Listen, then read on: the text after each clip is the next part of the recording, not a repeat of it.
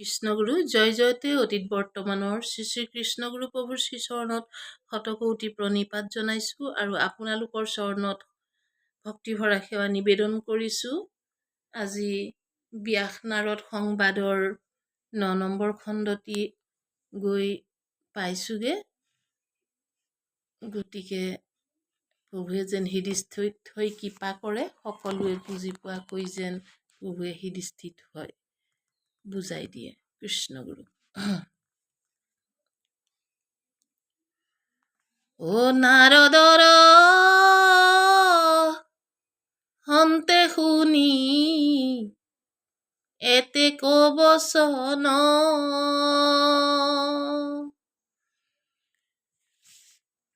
ও কৰ জোৰে বিনা মন্ত ব্যাসত পুধন, কৃপা কৰা উচিত হৈ বেক যেনে ভাবে, গুৰু মানি শৰণ পহিলুত যুগ পাৱে, কৃপাময়ী গুৰু মোৰ ধৰু চৰণত, দিয়া উপদেশ গুৰু হৌক শান্ত চিত্ত, জীৱা ঘোৰ অন্যায়িক ৰিলু জগতৰ, দিও উপদেশ কৰো তাৰ প্ৰতিকাৰ, নাৰদ বদতি শুনা ব্যাস মহাৰাই, ভক্তি বিনে লোক হৰি ভক্তি বিনে লোক মুকুতি নোহয়,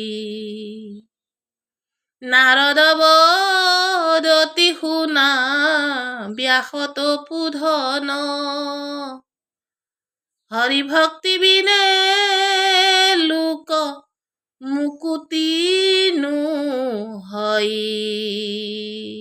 কৃষ্ণগুৰু। যেতিয়া নাৰদৰ পৰা গম পালে যে তেওঁ যিখিনি গ্ৰন্থ লিখিলে তাৰ পৰা লোকৰ কল্যাণ নহ'ল, লোকৰ অন্যায় হ'ল, তেতিয়া ব্যাসদেৱে নাৰদৰ চৰণত পৰি কৈছে, হে ঋষিবৰ, মোক তুমি উদ্ধাৰ কৰা, মই তোমাৰ চৰণতেই শৰণ পহিলো, তোমাকেই গুৰু মানিলো, মোক তুমি কৃপা কৰা, হে কৃপাময় মোৰ গুৰু, তুমি মোক কৃপা কৰা, যাতে মই এইবাৰ লোকৰ উপকাৰ সাধন কৰিব পাৰোঁ। তাৰ কাৰণে তোমাক মই গুৰুৰূপে তোমাৰ চৰণত আশ্ৰয় লৈছোঁ। সকলো দিশত তুমি যেন কৃপা কৰি থাকা। তুমি কি কৰিলে মই এই গোটেই কৰি যোৱা পাপখিনিৰ পৰা মই উদ্ধাৰ পাম, যিখিনি কৰিলে লোকৰ কল্যাণ হ'ব, সেইখিনি তুমি মোক কোৱা প্ৰভু। তেতিয়া নাৰদে ব্যাসক কৈছে, নাৰদ বদতি শুনা ব্যাস মহাৰায়, হৰি ভক্তি বিনে লোক মুকুতি নহয়, যে হে ব্যাস, হৰি ভক্তিৰ বিনে কোনো লোকেই মুক্তি নাপায়। এই বুলিয়েই তেওঁ ব্যাসক উপদেশ দিছে যে তুমি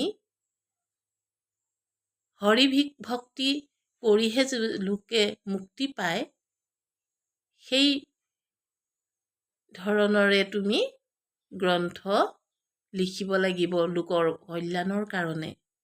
গতিকে আৰু অকণমান ব্যাস নাৰদ সংবাদ আৰু 10-12 শাৰী আছে, পিছত সেইকণ কৈ তাৰপিছত নাৰদৰ পূৰ্বজন্ম পাম।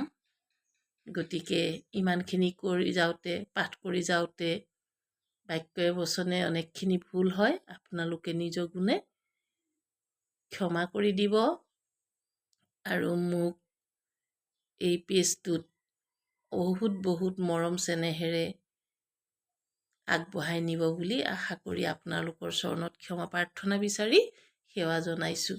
জয় কৃষ্ণ, জয় কৃষ্ণ, জয় কৃষ্ণ।